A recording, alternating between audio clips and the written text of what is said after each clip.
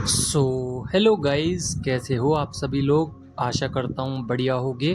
आप सभी का स्वागत है हमारे channel twin flame channel message में।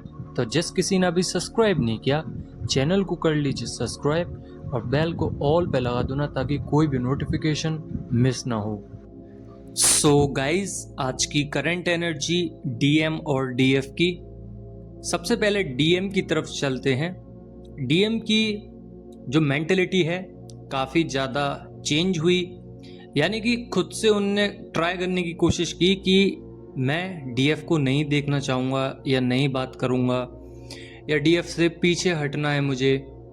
तो उन्होंने क्या किया कि कुछ ऐसे आइडियाज़ को चुना जिसमें डीएफ को वो भूल सकें।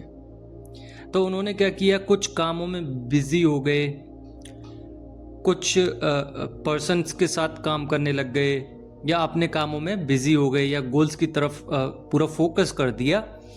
बट वो ये चीज़ भूल चुके हैं कि वो एक ट्विन फ्लेम जर्नी में है और यहाँ से दिमाग, मन और आत्मा को नहीं हटा सकते। आप कितना भी ट्राई कर लीजिए, इसको आप बिल्कुल छोड़ नहीं सकते। एंड तक कंप्लीट करनी ही पड़ेगी। और एंड तक अगर आप कंप्लीट नहीं करते हो तो अगले जन्म में फिर जहाँ तक आपने किया है वहाँ तो स्टॉप लगी जाएगा। उसके बाद आगे जितनी भी स्टेजेस रह गई हैं अगले जन्म में वो वहीं से स्टार्ट करनी पड़ेगी। तो डीएम ने सोचा कि मैं अपने आप को इतना बिजी कर लूँ कि डीएफ तक पावर नहीं जाएगी, जिसकी वजह से मुझे रोना नहीं आएगा। बट अचानक से क्या हुआ, जैसे ही वो काम में बिजी हुए, यहाँ पे उनका मन बहुत भारी हो गया, इमोशंस बाहर आने लग गए, बार बार टेंशन्स क्रिएट हो गई, उनका दिमाग फोकस नहीं कर पा रहा है कुछ भी। रीयूनियन दिखाई दे रहा है बार बार डीएम को। ये रीयूनियन क्यों दिख रहा है? अगर डीएम आपके डीएम जो हैं 3D से 5D की तरफ आए हैं, plus dark night of the soul की स्टेज को क्रॉस कर रहे हैं या करने वाले हैं या अभी आए हैं, ये तीनों ही प्रोसेस में चीज़ें लागू होंगी। ये रीयूनियन प्रोसेस, रीयूनियन शब्द लिखा हुआ आ रहा है बिकॉज डिवाइन अब उनको स्टेजेस क्रॉस करवा रहे हैं, आगे स्टेजेस पर डाल रहे हैं। तो डीएम इसके बारे में रिसर्च कर रहे हैं कि ये रीयूनियन क्यों, सिंक्रोनोसिटी हो रही है इसकी, और ये बार बार मुझे क्यों दिखाई दे रहा है।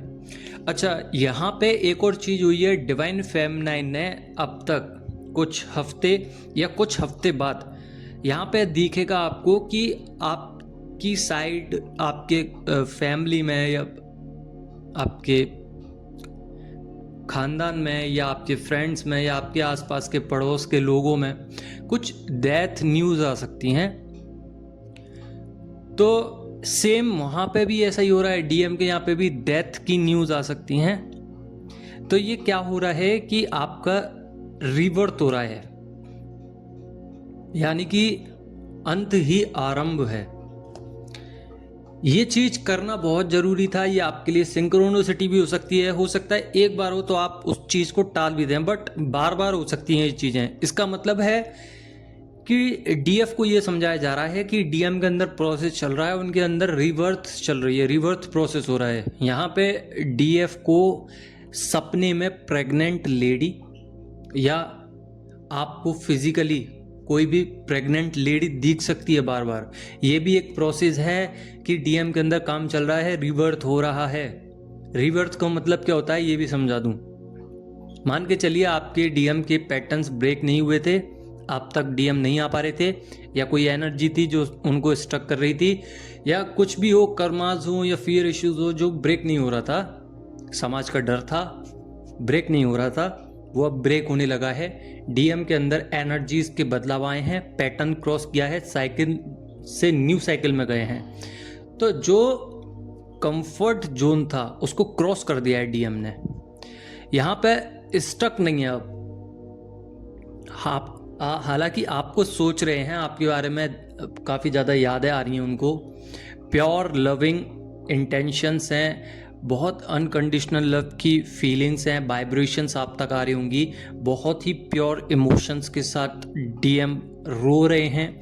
बट यहाँ पे स्टॉक कर रहे हैं आपको देख रहे हैं, आपको सोशल मीडिया पे देखा जा रहा है या टेक्स्ट करने की कोशिश कर रहे हैं या टेलीपैथिकली या डिवाइन के थ्रू कुछ मैसेज भिजवा रहे हैं या कुछ ऐसे लॉ ऑफ अट्रैक्शंस कुछ ऐसा कर रहे हैं, कुछ ऐसी मेडिटेशंस कर रहे हैं, कुछ ऐसा आपको अट्रैक्ट करने की कोशिश कर रहे हैं कि आप उन तक पहुंच जाएं कैसे भी। बट यहाँ पे डीएफ बहुत ज़्यादा स्ट्रिक्टली अपने काम को कर रही हैं, सरेंडर कर चुके हैं, जितनी भी डीएफ हैं कर चुकी हैं। देखिए सरेंडर करने के बाद क्या होता है, बहुत सारी डीएफ होती हैं कि जैसे कि आप लोगों ने सरेंडर कर दिया, कह दिया कि डिवाइन मैं जो भी कुछ करूँगा या करूँगी वो सब आपको सरेंडर करते हैं और मैं इस चीज़ के बारे में आप पे छोड़ती हूँ या छोड़ता हूँ। अब क्या हुआ, जब डीएम की याद आने लगी तो आप उनको बार बार याद करने लगे, तो क्या होता है कि रीयूनियन में रुकावट आ जाती है। बिकॉज आपने तो डिवाइन से बोल दिया कि मैंने आपको सौंप दिया सब कुछ, बट आप खुद ही अपने अंदाजे से बात कर रही हैं कि डीएम क्यों नहीं आ रहे, डीएम कहाँ रह गए, डीएम की इतनी याद क्यों आ रही है, डीएम उनके साथ क्यों घूम रहे हैं। जब आपने सरेंडर कर दिया ना तो उनके बारे में सोचना ही नहीं है। अगर नेचुरल तरीके से आ रहे हैं तो ठीक है, बट अगर आप खुद ही अपने आप से सोचने बैठ गए हो तो ये आपके अंदर कमियां हैं। कमियां क्या हैं, डीएम डीएफ इनर साइड पे जो मैस्कुलाइन और फेमिनाइन एनर्जी है वो बैलेंस नहीं है, प्लस आपने जो सरेंडर सिचुएशंस में क्रिएशंस करी, अपने डिवाइन को मना के आपने अपनी सारी चीज़ें सौंप दी डिवाइन को, तो डिवाइन ने टेस्ट लिया कि क्या ये डीएफ अब इस काम को दोहराती हैं। तो उस टेस्ट में आप विफल हो गए, फेल हो गए। तो यहाँ पे क्या हुआ कि डिवाइन समझ गए कि अब इसको थोड़ा और काम करना है, तो आपसे और काम करवाया। इसलिए बिग चेंजेस आते हैं, बैगेजेस ख़त्म होते हैं, इसीलिए आपको इतनी पल्पिटेशंस, क्राइंग एनर्जी, पॉजिटिव भी होती है एनर्जी, बट डिवाइन टेस्ट की वजह से ज़्यादा रिग्रेट्स आते हैं, डीएम की याद ज़्यादा आती हैं, डीएम को कॉल कर लूँ, मैसेज कर लूँ, टेलीपैथिकली ज़्यादा कनेक्ट होते हैं। तो ये सब एनर्जीज आती हैं और आती रहेंगी जब तक आप प्रॉपरली सरेंडर नहीं करते। अब कुछ डीएफ बोल रही होंगी कि अरे मैंने तो सरेंडर कर दिया फिर भी मेरे को डीएम की एनर्जीज लगती हैं, मुझे तो रोना आता है। तो देखिए ये एक एनर्जी का प्रोसेस होता है जिसमें डिवाइन बताते हैं कि डीएम परेशान है, आप लोगों को आगाह करते हैं कि देखिए डीएम परेशान है, उनका देखिए किधर परेशान है, क्या क्यों रो रहे हैं ये। आपको सिर्फ और सिर्फ ध्यान लगा कि ये जानना होता है कि डीएम किस वजह से परेशान है। उनकी परेशानी आपके सामने आती है, आप उस पर काम करने लग जाते हैं, और ये अनफॉर्चुनेटली तरीके से होता है। ज़रूरी नहीं कि आपके दिमाग में वो चीज़ हो, पर आपकी सोल जानती है, वही काम आप करोगे। आपको पता नहीं थी कि आप dark night of the soul की जर्नी से गुजर रहे हो, फिर भी आप गुजरे, आपको बाद में पता चली। अवेकनिंग होने से पहले आपको पता थी कि आप ट्विन फ्लेम जर्नी में हो, इसलिए इतना रोना आता था, अजीब अजीब सी फीलिंग आती थी। बाद में पता चला कि आप ट्विन फ्लेम जर्नी में हो। तो सब कुछ पहले ही पता होता है, बट अवेकनिंग के बाद पता चलता है। तो ऐसे ही सारे प्रोसेसेस होते हैं जिसमें आपको थोड़ी देर में पता चलता है, बट पता चल जाता है। कुछ डीएम को मनी से रिलेटेड प्रॉब्लम हो सकती हैं, डेविल अटैक्स हैं, थोड़ा अपना ध्यान रखिए और आप प्रोटेक्ट करके रखिए, एनर्जीज़ को प्रोटेक्ट करके रखिए। कुछ कुछ जगह पे डीएम और डीएफ दोनों की ही मैनिफेस्टेशन पूरी हो रही हैं। जो न्यू ट्विन फ्लेम जर्नी में जितने भी लोग हैं, जितनी भी डिवाइन फेमिनाइन हैं, उनकी इंट्यूशंस पावर बहुत हाई हो चुकी हैं, स्पिरिचुअल जर्नी में आगे बढ़ रही हैं। बट यहाँ पे जो जितनी भी पुरानी सोल्स हैं, पुरानी इन द सेंस कि जितनी भी 5D 7D या 8D तक पहुँच चुकी हैं जो सोल, वो स्पिरिचुअल वर्क नहीं कर रही हैं, वो कोई म्यूचुअल फ्रेंड से ज़्यादा ताल्लुकात रखने की कोशिश कर रही हैं, मुलाकातें कर रही हैं, काफ़ी ज़्यादा स्टॉक कर रही हैं। तो ना करें तो बेटर है, बिकॉज़ यहाँ पे आप स्टक हो जाओगे। किसी के पीछे नहीं जाना है, ये आपके लिए टेस्ट है डिवाइन का। किसी के पीछे नहीं जाना है, चाहे आप फ्रेंडशिप करना चाह रहे हो, किसी के पीछे मत जाइए। इससे क्या होता है कि कर्मास क्रिएट होते हैं, क्योंकि आपने अपना पूरा मन तन धन सब कुछ डिवाइन को दे रखा है, और सिर्फ एक ही कारण की वजह से कि मेरा रीयूनियन हो जाए, बस। आप उसके पीछे बिल्कुल जान देने के लिए तैयार नहीं है, आप उसके पीछे भाग नहीं रहे हो, बट मैनिफेस्टेशन है कि चाहिए तो रीयूनियन ही, नहीं तो मैं ठीक हूँ अपनी जगह पे। मैं ऐसा कुछ नहीं है कि मैं जाऊंगी और मैं खुद ही उनसे बात करूं, इतना भी मेरे अंदर वो नहीं है। बट ठीक है, अगर आते हैं तो अच्छी बात है, नहीं तो चल तो रही है, सिचुएशन जैसी भी चल रही है। तो यहाँ पे थर्ड पार्टी कनेक्टिविटी अगर कर रही है, चाहे फिर वो सोलमेट हो, सोलमेट आ सकते हैं, कोई दिक्कत नहीं है। बट यहाँ पे ज़्यादा डिस्टर्बिंग एनर्जीज हो सकती हैं, ट्रिगर्स हो सकते हैं, तो यहाँ से बच के रहना है। और डीएम की अभी अलोन लोनली एनर्जीज हैं, जिसकी वजह से इरिटेशंस, उनकी बॉडी में इतना अनकंफर्टेबल, लो कॉन्फिडेंस होता जा रहा है। बट यहाँ पे अपनी हेल्थ इश्यूज पे भी काम कर रहे हैं, अपनी क्रियाओं को देख रहे हैं, हैवी एनर्जीज को भी झेल रहे हैं, क्लिनजिंग भी कर रहे हैं, और यहाँ पे डीएफ तक आना चाह रहे हैं। डीएम एंग्जाइटी भी है, फियर भी है, कुछ फियर आपसे ही रिलेटेड है। अब देखिए क्यों है। मान के चलिए कि आपके डीएम का अभी वर्क ही नहीं हुआ है, आपके डीएम अभी डीप स्लीप में सो रहे हैं मान के चलिए, और आप अलोन हैं, आपने अपनी एनर्जी ऊर्जा बढ़ा ली, आप 3D से 5D की तरफ आए, आपने अपने चक्रास क्रिएट कर लिया, हीलिंग पहुंचा दी। जैसे ही आपकी एनर्जी मर्ज हुई डीएम के अंदर, डीएम की सोल और आपकी सोल मर्ज हुई टेलीपैथिकली तरीके से, मैं ये नहीं कह रहा कि 3D लेवल पे यानी कि फिजिकल लेवल पे नहीं कह रहा, ओनली टेलीपैथिकली इतना ज़्यादा हेडक हो गया डिवाइन मैस्कुलाइन को, इतना ज़्यादा पैटर्न्स में चेंजेस आ गए, इतना ज़्यादा साइकिल चेंज हो गया अचानक से कि डीएम की हालत ख़राब हो गई।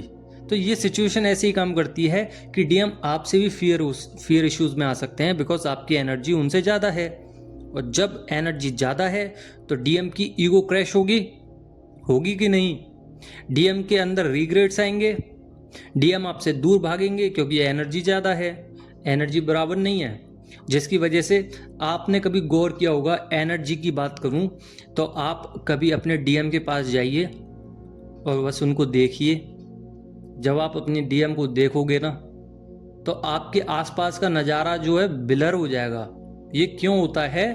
बिकॉज उस समय पे आपकी और आपके डीएम की एनर्जी इतनी ब्लास्टिंग होती है कि वहाँ की जो नेचुरल हवा है ना, और जो वहाँ का एरिया है, अराउंड 50 मीटर्स तक, और इससे ज़्यादा भी हो सकता है या इससे कम भी हो सकता है, ये ऑरा के ऊपर डिपेंड करता है।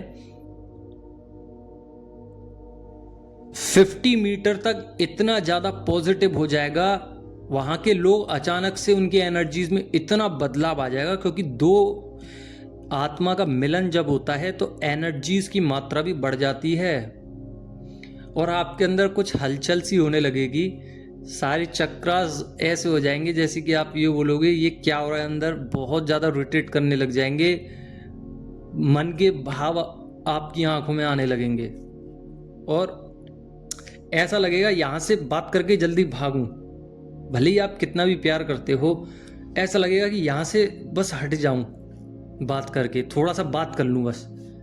उनके पास ज़्यादा खड़ा भी नहीं हुआ जाएगा आपको, क्योंकि एनर्जी बहुत ज़्यादा आपको परेशान कर देगी।